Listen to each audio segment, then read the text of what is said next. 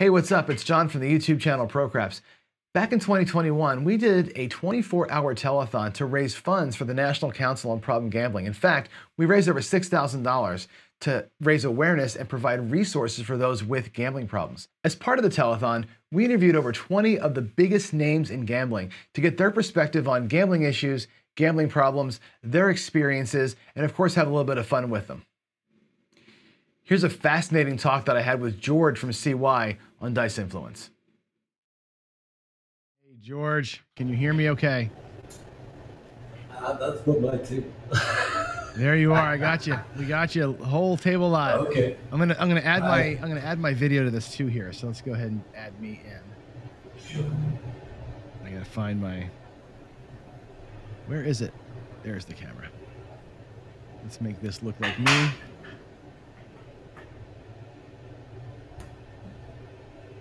Come on. Here we go. All right. Now we're talking together. How's life? How's life? Life is good. It's actually 12:20 in the afternoon, so we're wide awake here while you're burning through the midnight oil. And my first question to you is, how are you keeping up? I'm doing fine. I don't sleep much. You know, people think I'm crazy, but I go to bed most nights at about this time, 2:30, 3 o'clock. And okay. I typically lay in bed and I'll watch a YouTube video. A lot of times I'll watch you, then I'll have my snack, then I'll go to bed. And I get up at like 6:30. You know, so I get about 4 hours a night anyway. So this is not much. It's going to be tough in the morning, I think, to kind of get over that hump. But I'm a programmer. You know, programmers, we pull all-nighters all the time. So I'm used to burning the midnight oil a little bit. The only thing I worry about with this whole thing is my voice. Like by about 4 o'clock tomorrow, I imagine I'll be pretty sore throat. Yeah, so you'll be talking throughout the whole thing, yeah. Yeah, I mean, I'm interviewing everybody pretty hard right now. Tomorrow might be a lot of like, let them talk. Hope I can. Well, we're going to give you I think we're going to give you a 2-hour break during Life at Craps. Yeah, exactly. I might even close my eyes a little bit. We'll see. Okay. So that'll be a good one. So. Yeah. So what do you want to talk about today? Oh, we have so much to talk about, George. So you know what's funny? You're actually a good use case for what I want to talk about, because I've been talking a lot about this this notion of going to the casino with different goals, right? Okay. So for me, because I live, 20 minutes away from a casino, I can go whenever I want. I can jump in there. Like we were just talking, I can throw 320 out there, take one shot, make my $70 and come home, and I'm okay with that. Right? If I do that three days a week, whatever, it's okay. Right? And I can inch my way up to where I want to be. You don't have any casinos where you live, and you have to fly, and it's like a vacation, and you're there for 2 weeks. So you're not looking to win $70 and not go back, right? No, I think, proportionately, people who gamble wisely put some money aside that they don't really need for their household expenses, for taking care of their kids, etc., for providing the basics. And I just do the same. I just do it over a longer period of time until my next visit to a casino. So the bankroll considerations are very different for me as opposed to somebody who has a casino 20 minutes away. I only do it once a year at most, and it's always been in Vegas. So you can understand the bankroll and the bets are very different, because I need to, not really need to, I would like to make the profits that actually make it worth my while coming there. Sure. But as I progressed and practiced more, it's. Oh, we lost you. Uh-oh. Let me write him a note real quick.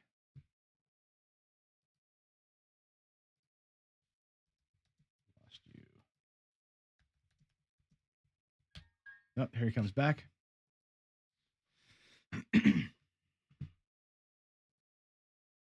Are you there? Hello, can you hear me now? Yeah, I'm here. Yep. Yeah, I got you. Just, as I was saying, the considerations have become very different. I just want to be a better shooter, and it's become more of a purist thing for me as opposed to anything else. Let me just see if I can turn this camera around for you. Ah, Christ. And a bit up. Yeah, should do it.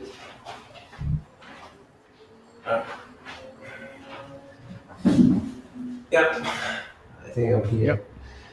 Yep. So basically, that's where I started focusing a lot more on learning how to throw a bit more properly and trying to understand what my dice are doing. And I guess that's the difference between my channel and others. Mine is boring because I don't talk about strategy, whereas other people, they focus on how to get the most out of every single dollar. I try to improve my shoot. Oh no. We'll get him back here in a second. Looks like we're having a tough time with the feed. Here he is again.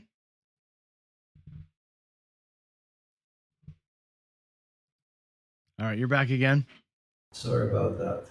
That's all right. Yeah, I'm so sorry. I don't know what's happening. We're losing connection all the time. I have almost a T3 line here. I'm losing connections. So anyway, I try to learn first of all for myself and then share it out with people at no cost. I don't think in charging anything to anybody simply because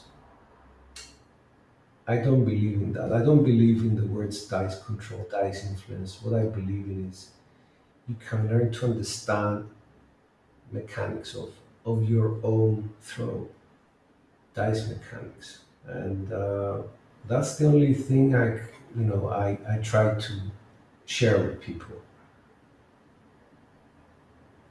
The mechanics of it. So that's yeah, you call yourself an experienced shooter versus a dice controller. I agree that the word dice control is loaded. The loaded term because people, it's got a negative connotation, right? It's not that. I think if you say you're a dice controller or you're trying to teach people how to control the dice or influence them, there's an element of marketing in it.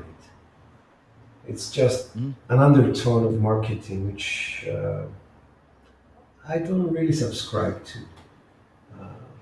I believe that you can sort of teach your muscles to throw in a certain way, and your job is finished once the dice hit the felt. That's that. The fact that you have thrown them in a certain way consistently and have taken as many of the variables and made them constants to the point where the dice touch the felt, that's enough. And that's more than enough and more than anybody can do. The rest is how the dice react to the back wall and how the results pan out. Does it work? I would say yes, it does, because I was throwing dice for a long time now, and especially doing it live for transparency purposes. And when 2021 started, I decided to record all the rolls that I did on my lives. And I think I stopped about 5 or 6 months in, and I had accumulated something like 26,000 throws. As far as profits were concerned, it was something crazy, like $220,000 or whatever. Right. But the interesting thing was I had an SRR of 8 point something. I can't remember the statistics. An SOR about 11 point something. So all the basic KPIs were exceeded by, let's say, 20%, 30%. And just following on from a video you did if we affect how win craps brings a seven, if you lower the amount of seven, etc. Right. Basically, by extrapolation, this is what would happen. My way of doing this actually threw the dice 26,000 times live, so that there is a lot of transparency. And I guess if people want my spreadsheets, they can have a look at them, and then I have dates of the throws, the results of the throws, etc., etc. The funny thing was that the biggest edge that I had was not on the sixes and eights, not on the fives and nines, but on the snake eyes, three craps, 4, 10, 11, 12, which is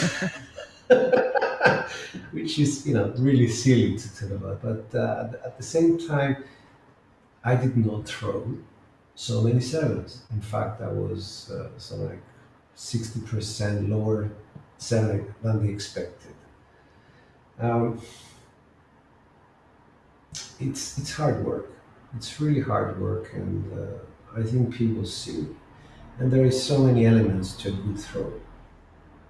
And one of the elements which people don't talk about is the psychology side of things, Mm-hmm.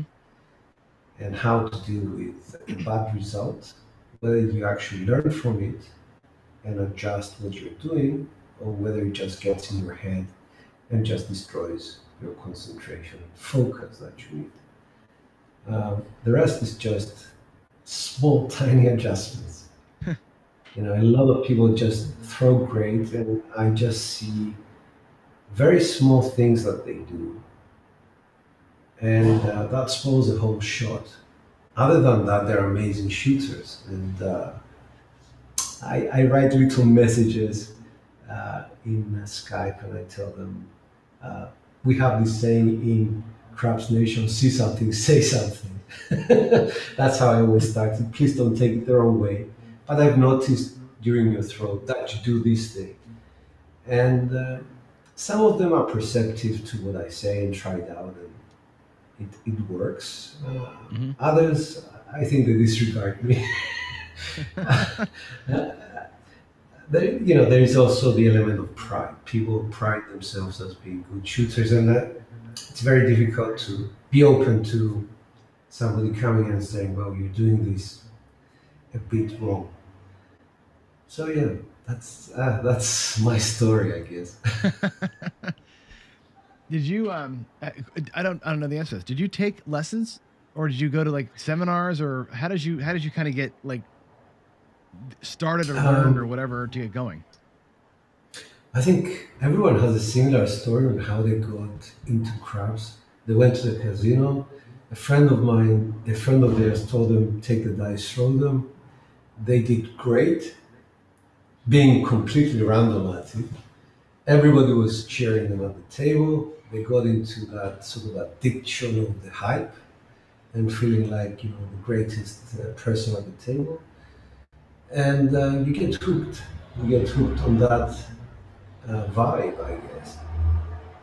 But the next time you throw, you realize that you point seven out and everybody's upset with you. So that's how I started sort of researching everything. And what I was finding on YouTube at the time was quite limited. We had the 5 or 6 videos by GTC that they were teaching the very basic things. Mm-hmm. And I started following that and just doing exactly what they were saying without knowing why I'm doing it. It's one thing to just follow blindly somebody who says something on YouTube, and it's another thing to actually get to the why am I doing this? Why does it make a difference to pick up the dice like so, as opposed to just shaking them and throwing them? So it took me a long time to realize, and it took me a long time to actually look at the dice, to actually take them in my hand and look at them and just, see what they're doing. And once I did that, it's kind of a new world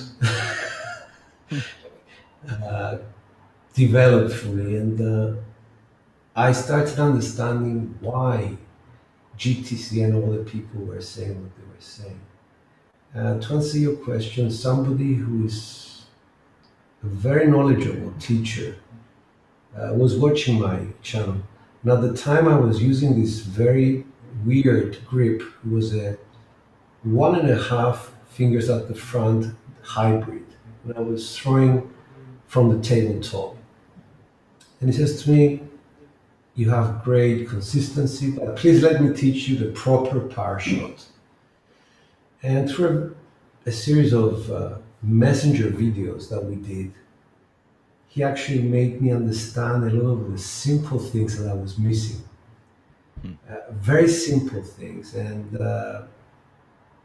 from then, it took me about 6 months to actually become comfortable throwing the power shot. It's a very difficult shot if you do it correctly. It has a lot of micro adjustments that you need to get right. And it did take me a long time, but this is what it takes to be more experienced. It requires persistence, perseverance, being able to take the sevens and sort of examine why it happened. A lot of people don't answer the why. I try very hard to answer the why dice behaved in the way they behaved. Sometimes it's out of your control.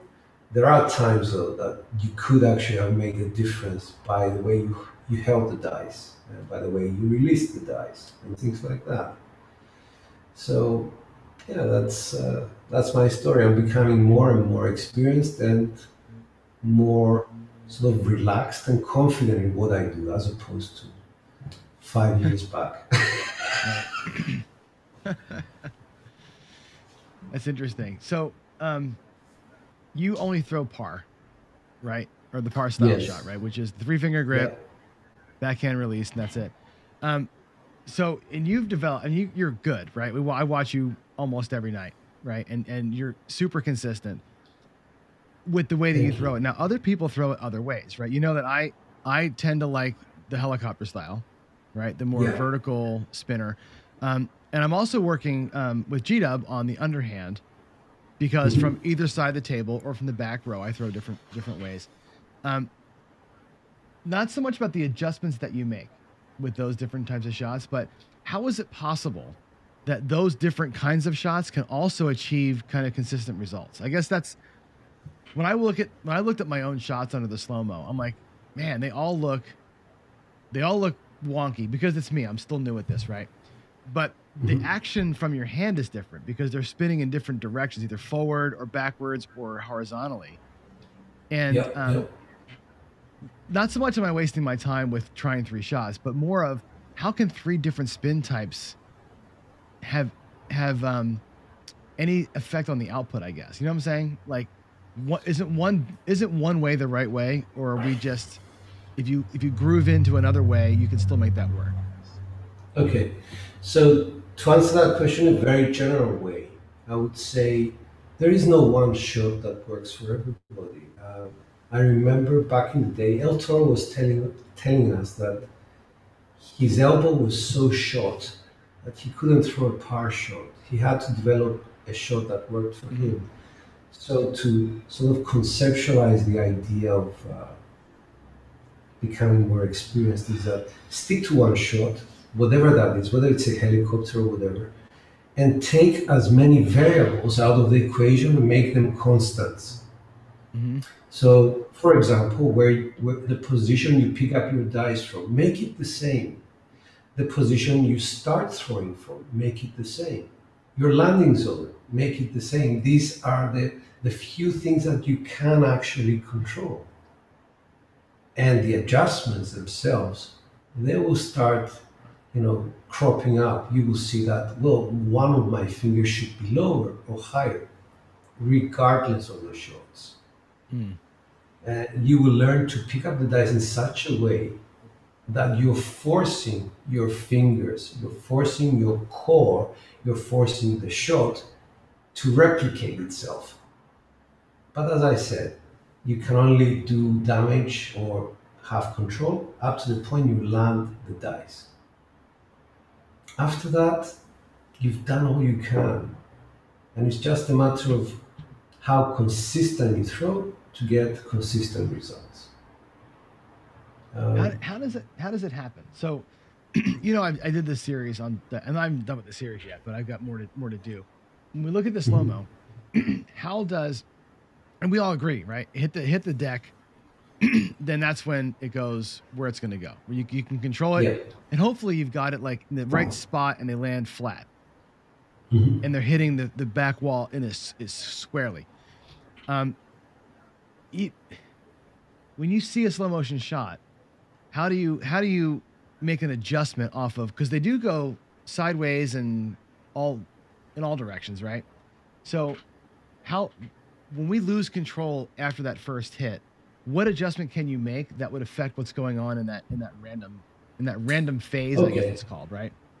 Right. So there's a debate between people saying about how you have to be on axis off axis. Mm-hmm. At the end of the day, when you're at the casino, what you want is non-seven results, right? But during practice, being on axis or trying to be on axis is very important for you because you have a benchmark. That is it. If you're consistently going off axis, then you have to exclude certain sets, families of sets, from being in your arsenal. Um, so what you try to do is actually become better at throwing on axis. Why do you do that? Because you start understanding what double pitch really means, uh, what implosions, explosions mean, and how you're causing them. And the partial is really the perfect example because it's the easiest to understand the why. If you double pitch, 90% of the time your middle finger is not having contact with both dice equally. If you correct that simple thing, you're fine. Or your thumb is pushing the dice and splitting them open. That's the implosions, explosions I keep talking about. Mm-hmm. So these are the two simplest adjustments. And if you rewind the whole thing to the beginning where you start gripping the dice, if you grip them properly, then the result is going to be a better result. So I'm just giving you examples of the why things happen. Sure. Uh, if you develop a way where you throw an axis and you limit your sevens to double pitching, then it's really easy to control it. Just make sure you have more feeling on your middle finger how it's placed between the two dice. And that kind of simplifies life a lot. Now with your throw, it's a lot harder for you to judge. But I'm sure as you throw it more, you will understand what your grip has done to cause that seven, or what the toss itself has done to cause that seven. And yes, we do have, it's like contributory negligence to the seven. It's not only the back walls, but we are, to blame as well for the seven. That's all I'm saying. You cannot hold the dice for 5 hours with no sevens, or never seven out. It's going to happen. Part of being experienced is how you deal with the seven. Do you take a lesson from it? Even if you don't seven out, I had my friend Henry from Silent Shooters Craps. He was at the table with me, and he was tracking my rolls, and he was warning me. I was throwing V sets and I was going off axis, and he says to me, "Stop! You have to go hard ways." 2, 3 times I didn't listen to him. The third time I listened to him, and it was a longer roll. Simple things, but it does take a lot of experience.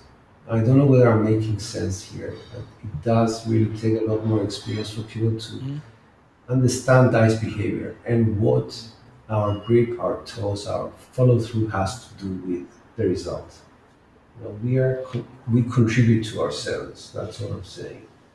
I mean, it all makes sense the way you explain it. Where I struggle to see it, I guess. And again, I know I'm new, but when you say on axis, I picture the dice staying on axis all the way through the hit, the wall, and the landing again, but they don't, right? When they hit, No. They hit the table and then they do this in the air, and you're like, well, I've lost control. And Right. are you saying that that's where your grip, if I'm gripping it wrong and I'm getting an explosion, you're seeing the explosion in the result, but really it happens on the first hit, and all after the first table hit is when everything, that's where your decision gets made, really. Is that right? No. The explosions, basically, you have your dice. I don't know whether I can show them closer. You're holding your dice. Yep. And if you push them, you're going to do it on release. And you're going to open them up to the 1, 6, 7. Mm-hmm. And they will fly like that with a hard 6. So you're saying in the air, you're getting the explosion in the air. Okay. Exactly. This is where the bad things happen most of the time. It's before you actually land the dice, you make the mistake. So when you're saying double pitch, you're seeing the double pitch because in the air, one of them is spinning faster. Not asynchronous. They hit, They're and not then you get a sync. double pitch. Yeah, they're out of sync completely. Because if you throw your dice with a constant rotation, same velocity, they travel together. That's what we call it. Oh, they're so married, they stay married together. Have you seen? Have you heard that? So if they stay married together, the chances are that the rotations, once they hit the wall, it's going to be a constant sort of velocity, following Newton's law. To have reaction, there is an equal and opposite reaction. Yes, they might go to different directions, but that action and velocity and momentum is exactly the same on both dice. So they are going to split apart, and they will continue with the same energy until they give you the result. Right. Yeah, and then you're fighting the back wall, because then if they do go separate, one might hit perfectly square, one might hit on an angle. I was right. Yeah. I was talking about the back wall because you hit the table the same way, then approach the back wall with the same velocity on both dice in sync, and then they will go off at an angle, whatever the angle might be, but they still carry the same energy, therefore the same rotations. So the chances of them, I'm not saying it's impossible for them to settle, but the chances of them becoming a 7 become a lot less. I always say this on my lives, the difference between a perfect shot and a 7 is 19 millimeters. It's just right. So small. You know, you have to really be realistic. You're trying your best. And there are times that the 19 millimeters are not in your favor.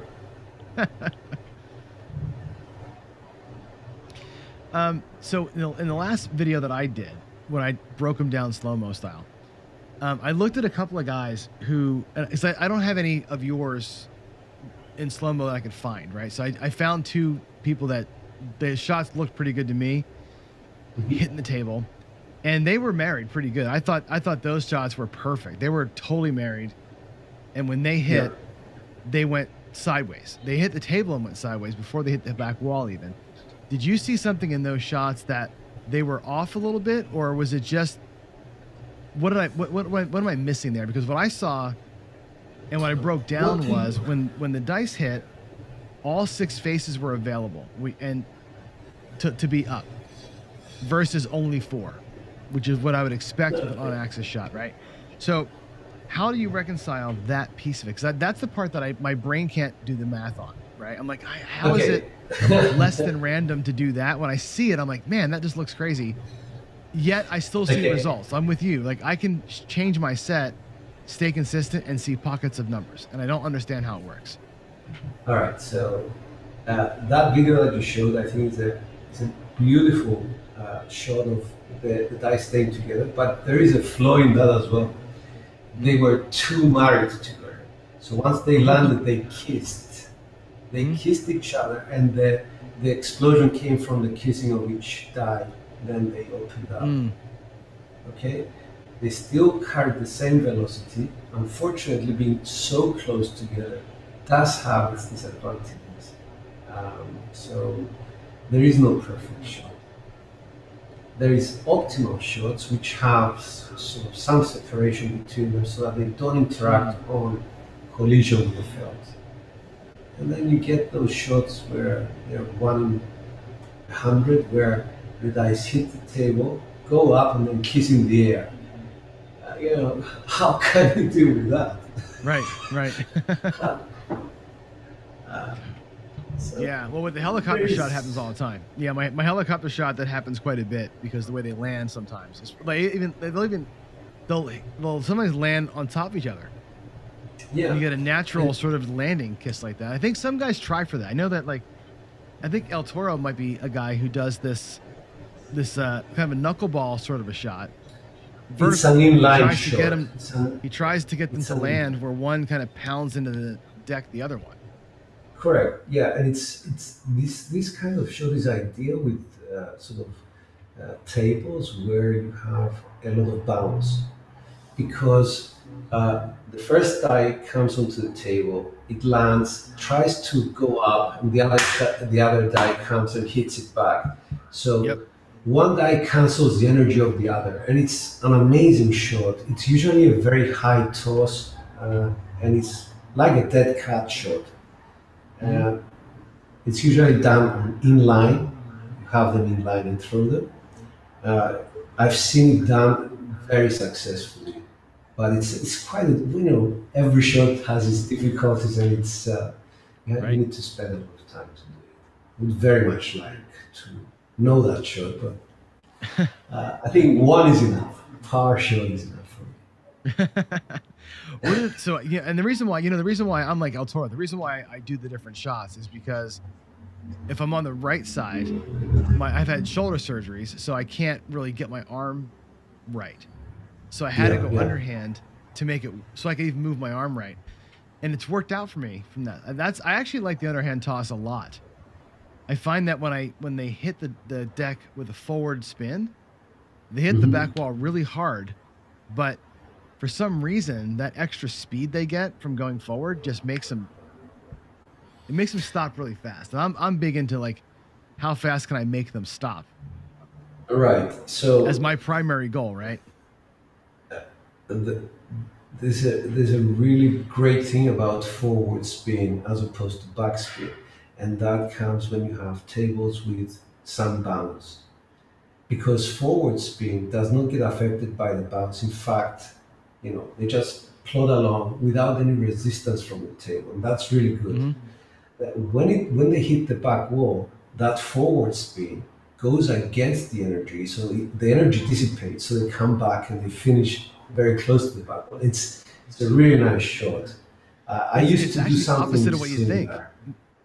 It's opposite what you think. But when I first learned it, I'm like, how is this happening? Because it seems like it should be the opposite of that, but they just die. It's amazing. Yeah. So I used to do this shot whereby I would go like that, throw like that, so that I would create that forward spin. It's more difficult. So you come from high and your hand goes low to the table to release. And I've noticed that on surfaces which are sort of more bouncy, it works better, because they agree with the bounce and they go forward and they spin to the back wall and they stop. There's an energy dissipation, but still exactly the same. Partial for me. It's agreeable with most surfaces, so that's why. Well, it's the one that everybody sees first, right? It's the one that is the famous shot. Everybody's throwing the par shot, but these other ones I think are interesting, and I don't want to blow too much of my practice time on three different shots trying to be perfect, but there's reasons why I do what I do, just from a comfort level, I suppose, right? It's more, and like you say, it's mental. You got to be comfortable with what you're doing. I think it's the first thing that you need to do. You have to find a shot that is comfortable for you, for your height, for your health problems, whether you have a bad back or whatever. You need to be comfortable, because you're going to throw there for at least an hour, stand there for hours and hours. You need to be able to shoot without thinking, ow, I'm in pain.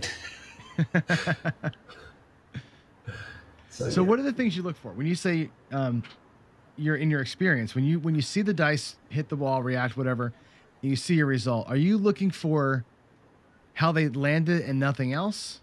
Or are you watching the flight? Like, what are you, when you say you're adjusting, what is it that you're looking at? What was Henry trying to find when he was playing with you that was obvious for you to change as you see a result come out? Okay, like if I throw a 3-2-3-6 set and my result is a hard 10, or box cards, or hard 4, or aces, that is a trigger point for me to, because you're off axis. It's so obvious. You don't need to have red and blue dice. You know exactly that you went off axis. And the tracking part with that is, if I get a 6-2 as opposed to 2-6-8, then I know that I exploded the dice and I should stay on the V-set, because if I use a hard reset, transposing that is a 6-1-7. I'm doing these transpositions in my head, and I know that if I keep going off axis, the V-set is going to destroy me, because there's more ways a V-set 7 will come off axis as opposed to on axis. So this is what he was talking to me about. But I thought to myself, I need to give myself a chance to get into my groove before I, change sets. Could have been a 1-off, a 2-off. After the 3-off, that's a new change. You're convinced that today you're throwing off axis. And that's it. You change sets, go to a hard reset, and prolong your... Do you find yourself going like, let me change the set versus let me adjust? Like, when do you like adjust your fingers or your toss versus adjusting the dice? From the first time that you're off axis, you try to adjust grip, adjust fingers. You do what needs to be done to keep your dice on axis. But if you see that the way you're throwing doesn't really change and you're going off axis, then it's a change of sets. You're at the real table with real money. The last thing you want to do is, let's do the right thing, the mechanical thing. No, you adjust the set to fit the mechanics. Okay. That makes sense, because your mechanics are what they are for that day, I guess, right? At least in the moment, you can't. Correct. Yeah. Can you show me with your dice? Because you just made mention of like, if you're throwing the 3V, and you're seeing some action, you say, well, if I transpose that to a hardway set, I would have got a 7. What does that look like in the dice? Can you show me? Sorry, you want me to show you the actual dice? How So you say if you're setting, 3-2-3-6, like you were saying, there's a 3-2-3-6 set. Correct. Yeah. Right, and you say, well, if I get aces or something, you said if you had an aces, where are my aces? Right there. You know that you imploded, right? This is the 3-2-3-6. Okay. Yep. I don't know if you can see it.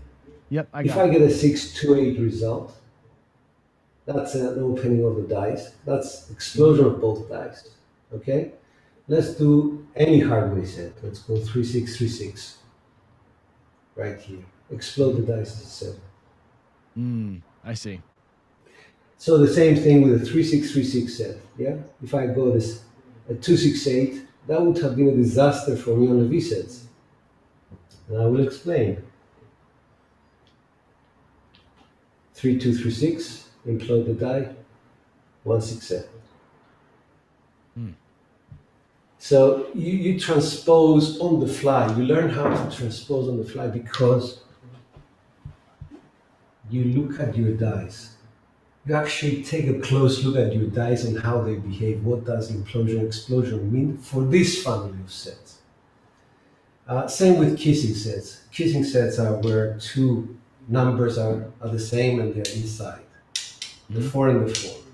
If you drift the dice, drifting means they both slide like that. It's a 7. I don't even need to look. I know it's a 7. And it's a 7 the other side drifted. So these are behaviors that you're causing with your mechanics the way you throw.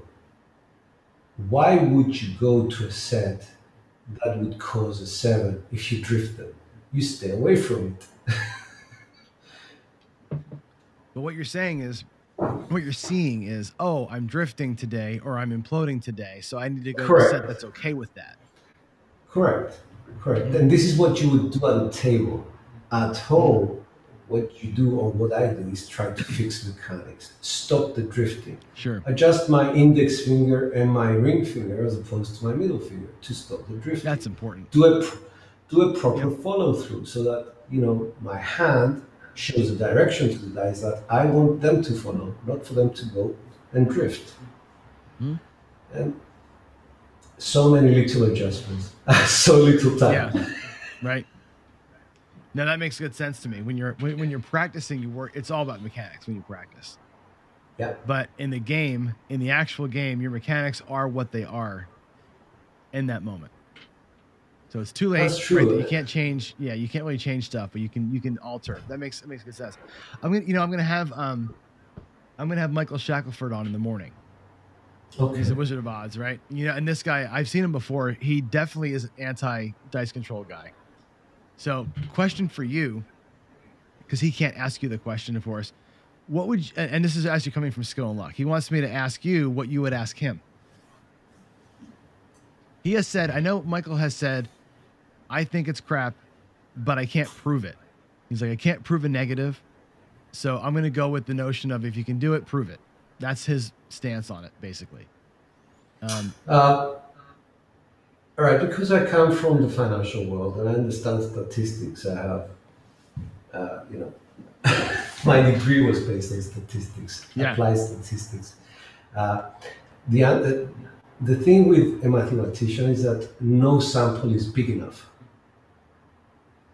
And that is something that I can never go against, the bigger sample. Even though, if I throw 26,000 times and these are my results, you can see them on YouTube. He still has a valid argument. This is not a big enough sample, George. You have to do 10 million so that you will see, you will fail enough times that, your standard deviation graph is going to be like a bell-shaped graph. And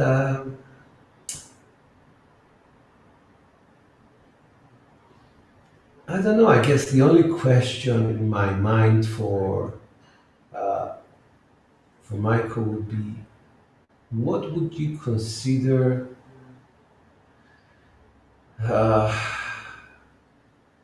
an extraordinary event? What would you consider something that you would say, okay, this doesn't fit the sample or the standard deviation is way out there. What would that be? And perhaps we can make that one of our KPIs. And try. That's interesting, right? I think that's actually a perfect what I'm hoping to hear, because I think that's actually a neat way to ask him that question, because he's a stats guy, obviously. No, first of all, I actually subscribe to his website, and I respect the hell out of him. He's an amazing guy because he loves the game, and he tries so hard to teach us the correct probability of things. And I respect the hell out of him. I don't think he bashed anybody about trying to become better at something. He's very polite. He's very polite. He bashes the same guys that we bash, which is the guys that are out there starting schools on dice control that are that's the thing that he's and I react super negative to that too. You know that, right? I feel like that's the snake oil that gives it a bad name. And I was talking I had a conversation with Howard Newman the other day, and same thing. He's like, why are you making a dice control series? Why are you doing your channel? Why are you And I'm like, I'm just tired of all the negativity. Like, you don't have to believe in it, right? Or you don't, either side of that thing. It's like you get a lot of this, right? So that's the kind of thing that I'm against. That I'm like, I'm trying to do a series to educate how, the why, and all. And that's why, like, you're like this fountain of knowledge on this stuff. How the sets work, and I was talking to Mudslide Mac a little bit too about this, about the on-axis, and he's like, no, it's an on-axis result. The dice, and because I say the dice are never on axis. After they hit the table, they're off axis immediately. It's like, yeah, we're not looking for that. We're looking for the result. I want to read the result and make an adjustment based on the result. And I know on Shackelford's site, they did a thing, not he didn't do a thing, but there was a university that did a study with the robot. You've probably read that thing. Right? Yeah. Which I look at, I read that whole report and I'm like, I don't trust that one bit. There's no way a robot, first of all, can make the adjustments that a human can make. And the grip, the release, the tension, all the different things that you can control as a person that the robot can't control. And they didn't get anything statistically relevant from the robot. Right. But I'm not sure they were testing for the right things. I'm not sure they were looking for the count. They were looking for number of sevens, I think, or they weren't counting off-axis results. I don't know. It just, that whole survey or that whole study didn't sit well the way it was written, but it's used as proof, I think. So you've read it. What do you think? Well, as I say, it's not conclusive because it was focused on specific, it was targeted towards a specific conclusion as opposed to looking at the whole picture. Frankly, I don't know much about how that robot was set up, etc. And I was actually going to commission the University of Cyprus to do something where we could simulate something like the human hand throwing, with some variables being constant, being turned into constants. But never got around to too much work. I actually decided to do it myself, which is the 26,000 rules I'm talking about. Anyway, what I just wanted to do to sort of come to the end of this discussion is that I respect everybody who loves the game, first of all, whether you are dark side, light side, or whatever. And I respect that some people do not have the time to invest to become more experienced in shooting dice. I respect that. And they use strategy instead to, make their money. I respect that a lot. It's part of the game. But I try to do the difficult part, the shooting part, make it last longer. That's what I'm trying to do, because the story in Craps is you get the dice, establish a point, and then there is a story in between. The end is the same. You 7 out. It's just how long can you make that story last. That's interesting to me. So, full respect to everybody who's playing dark side. Certainly, the light side people should not be trying to make them lose money.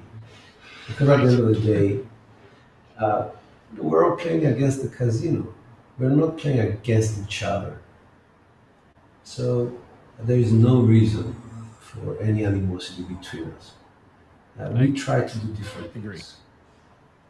I agree. I talk about that all the time, and especially between like dark side, light side is an obvious one, but the people who get angry at people who want to control the dice also make me laugh, because why get mad at somebody who's trying to help you? Really, right? Well, I mean, if you do elongate the story like you're talking about, if you can go from the average of 6 or whatever to the average of 9, that's good for everybody. And people should be encouraging not fighting that, As long as they're not purist darksiders and do the don't pass. Because a light side shooter will hit the point more times than, I don't know, maybe I just said too much. But yeah, if it's an easy point like an 8, chances are he's going to hit it. So that actually hurts the dark side player. It does. But it's unintentional, because everybody's doing what they want to do at the table. You decided to take the 7 as your number. I decided to take the 8. It's not about being against each other. It's about choices that each person makes at the table. We respect yours. You respect mine. Exactly. And that's all I have to say. If anybody wants to watch what I do or wants to ask me anything, on my channel, by all means. But I'm not going to waste more time boring everybody. No. It's you're fascinating, man. You know so much about this, and it's like there was one night we were on your chat, and you're like, let me just stop throwing, and you kind of broke down the dice and how the sets worked, and it was like the best half an hour. Like that was one of the most educational sessions you've ever had, and you didn't even try to do it. You're just answering somebody's question in the chat channel. It was amazing. It just takes, looking at the dice. That's all it takes. Understanding behavior, that's all. And that's what I try to do. Understand and share as much of it as I can. Yeah. Well, right. We appreciate it. I mean, everybody loves how, wide open you are. You know what I mean? It's like, I'd say it all the time. Like I go live every morning, as you know, and it's hard. And I just do 45 minutes of talking, right? You're doing an hour or more of actual live practice, wide open every day, twice. Yeah, because I think it's such an amazing thing. It's an issue of transparency more than anything. And I think you mentioned something else which was important, and I caught on to it. Playing craps on your own is boring. Having friends with you, keeping you company, making one comment, makes it so different. And the reason why that's important for just one comment is the fact that it makes it real, because I answer the comment immediately just to show that I'm live. I haven't pre-recorded everything. That's right. That's right. So it's further evidence that everything is happening right there. Yep. No, a little bit a bit of accountability. I always say too, when you put the camera on, you're accountable for your actions. Yeah. Exactly. And you've got to raise the bar, and people are expecting things from you. So I have a lot of respect for what you do. I really do. I think it's. Thank you very much. Yeah. Thank you. Yeah. Thank you. I encourage people to practice. That's all. All right, George. Well, thank you very much for giving me the hour. And I guess I'll see you again in a few hours, right? We'll see you back here for Fantasy Craps. That's right. Yeah, it's a big setup. It's a big prep for me. I've been doing it for a couple of days. We're almost there. So wow. Yeah, we're gonna have how many people? Is it 10 people? I think it's 9 people, but you're going to be on as well, because we need to give you our feed. Exactly. So you have to join. Okay. I will be in. Brilliant. Okay. Looking forward to it. You got it, man. I'll talk to you later. And stay sharp. Try and keep going. Okay. No counting. I'll be fine. I have a few hours here now where there's no guests for the next 3 hours, so I may just kind of chill a little bit and just have a little bit of a lunch. We'll see what goes on. All right, George. Thank you. You can say it. Dice are out. Dice are out, guys. Thank you. There it is. All right.